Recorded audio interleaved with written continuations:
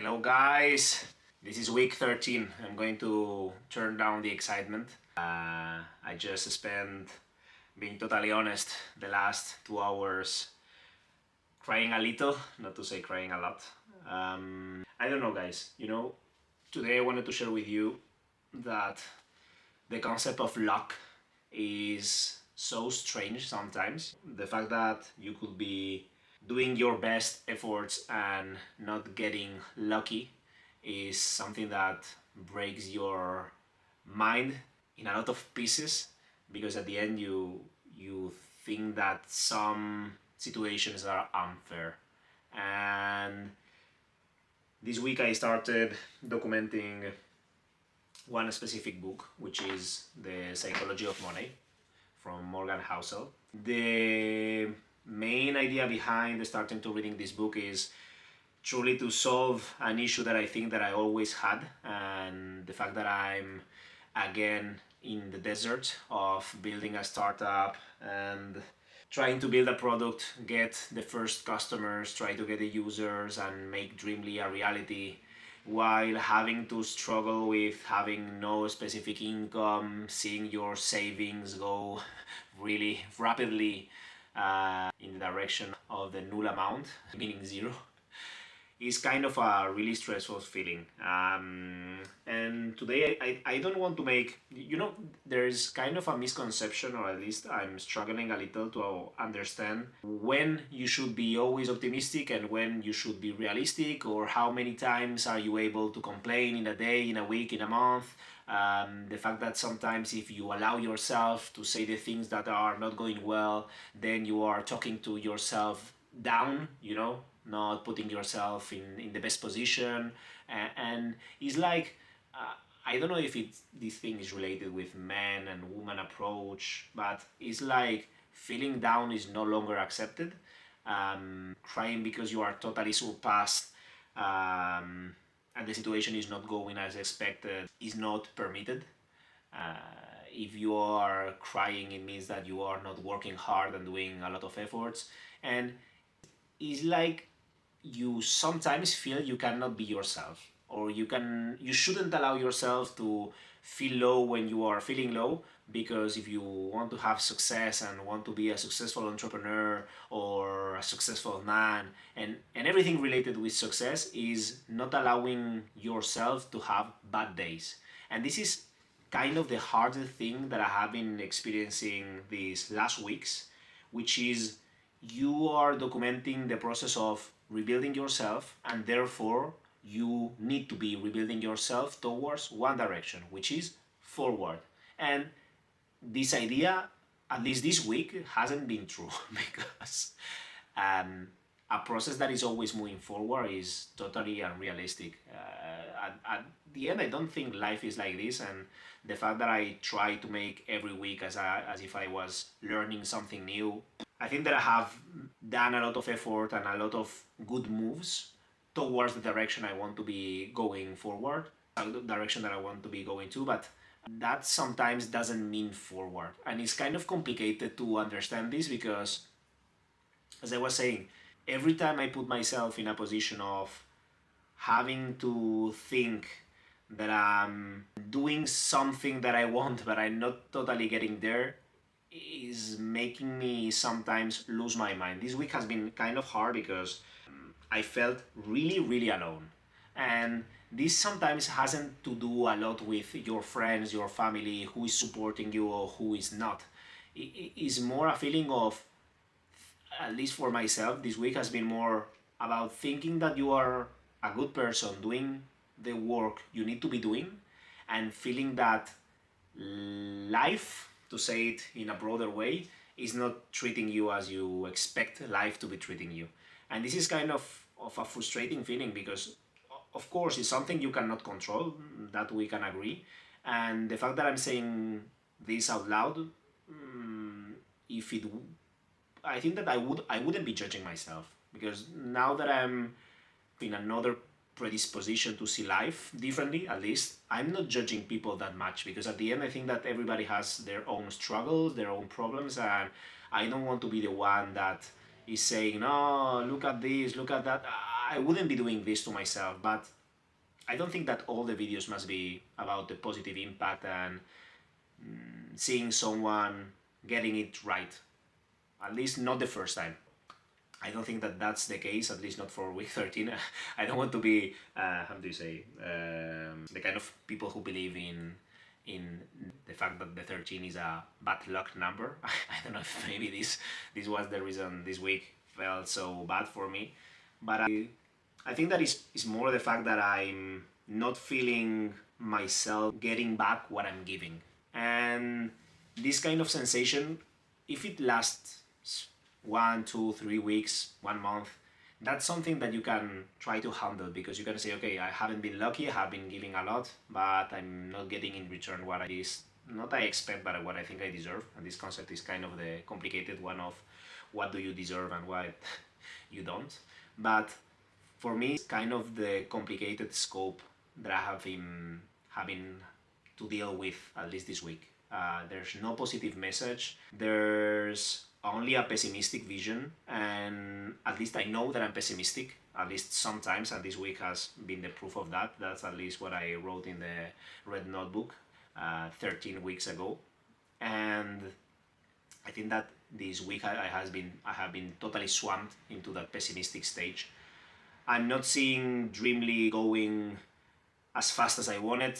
I'm not capable of learning as fast as I would like how to write code to Python, correct mistakes. ChatGPT has been kind of a headache. I'm doing the work of 3 or 4 men all by myself, and that has been a horrible feeling. I know that I'm putting myself in a position of a lot of pressure, having to create content almost every day, not letting myself down, or at least not being dishonest to the promise that I made about needing to keep up. In this case, reading almost every day, because now I started the episodes telling the story and trying to correct my vision and my approach about money by reading this book. Family-wise, I don't know. I think that is a kind of a complicated subject, because when you are totally focused on rebuilding yourself, you don't get to spend as much time as you would like with your family. Hopefully this next weekend I'll be in Paris, so I will be lucky to visit my grandfather and my sister, but this week has been kind of complicated. I wish I saw my mother a little bit more, and that makes me sad, because at the end it's like I cannot be every time everywhere. I cannot be creating content, building Dreamly, doing the meetings, cleaning the house, making myself lunch, dinner, breakfast, going to the gym 6 times a week, preparing for a half marathon. It's that kind of feeling of, if you don't put enough in your plate and you fail, it's on you. That's the feeling that has been haunting me for all those years. Meaning, Alexis, if you don't put yourself in a position of doing a lot of things or feeling that pressure, then you are not giving yourself a lot of opportunities to make it happen. If I was, and this is kind of the concept that I have been chasing this week, is creating my own luck. This is something that I saw Harvey Specter talk about in Suits, and Suits, as American people will say, because it's not Suits, Sweets. This is the Spanish people saying so, but Harvey Specter mentioned that a lot, meaning it's the hard work that creates your own luck.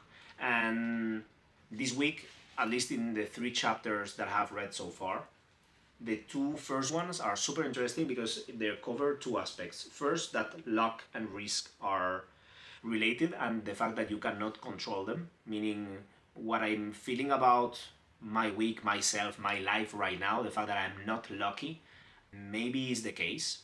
Maybe it's like this. Maybe I could be taking some risk and not seeing the results pay out. This is the case, at least this is how I'm seeing it right now. And kind of something that I knew before is there are 2 kind of environments, the macro environment and the micro environment. Macro environment, that is what happens around you in the world that you cannot control, and micro is the things that you can have an effect on. Maybe not related to your life, but to your close ones, family, friends, people in the street. And the macro is, if there is a crisis, you cannot stop a crisis. And maybe that's the situation. I wouldn't be able to say. At least that is what I want to believe. maybe the world is in a complicated spot right now, and that's the reason why, even though I'm working hard, I'm not getting there. There are things that you cannot control, and maybe this is kind of a period where this is what's happening. And for me, the thing that gets me the most anxious is not knowing, which is life, not knowing where this will stop, where I will find luck, where in all the path and the process I will feel peace, something that I have been chasing for a long time and that I'm not capable of getting there. I'm always and chasing and running and working hard, and there are moments when you feel like today that it doesn't make sense. Maybe I should stop, but what are the other options? Staying in the sofa playing The Last of Us until the end of my days, enjoying the beach, doing some sport. If my economical situation and the kind of economical mattress was bigger for me, maybe I will allow myself to do that. But this is not the case. So I wouldn't say that I'm forced to choose the path that I'm choosing, but I think that that's the case. I'm not someone that loves to relax and enjoy life as it is. I'm kind of I wouldn't say hard worker, but I'm kind of a dreamer. And you cannot stop a dreamer from trying to build things, be creative, trying to change the world a little bit. I'm not feeling comfortable if I'm not giving. At least that's something that I will feel represented if someone use these kind of definitions to describe me. But I'm someone that's comfortable giving. Not receiving is not easy, as I was mentioning, because at the end you sometimes want to receive, but I like giving. And the fact that I'm trying to build Dreamly is really because I think that the problem is hard and big enough for me to really have an impact. And a lot of times I'm not even thinking about all the money that the startup could be doing. And I know that if it works, which is something that I truly believe in, this is something that will be covered. I know that if Dreamly works well and I'm capable of transforming this idea into a real product and putting this product into the hands of millions of families, students, orientation, counseling, this could really make a big effect and my life will be totally solved for real. But this is not the kind of thing that is making me push harder. It's truly the fact that I'm serving a solution to a problem. That will be for me the approach. I feel comfortable seeing different micro problems inside a big one and trying to think about a creative idea to solve it. At least is how I'm making myself play, be happy, feel fulfilled. I could be looking for this while playing to The Last of Us, but I'm feeling more comfortable when I sing this into a human life and with someone smiling back to you. Today, I think that I didn't said this, but there was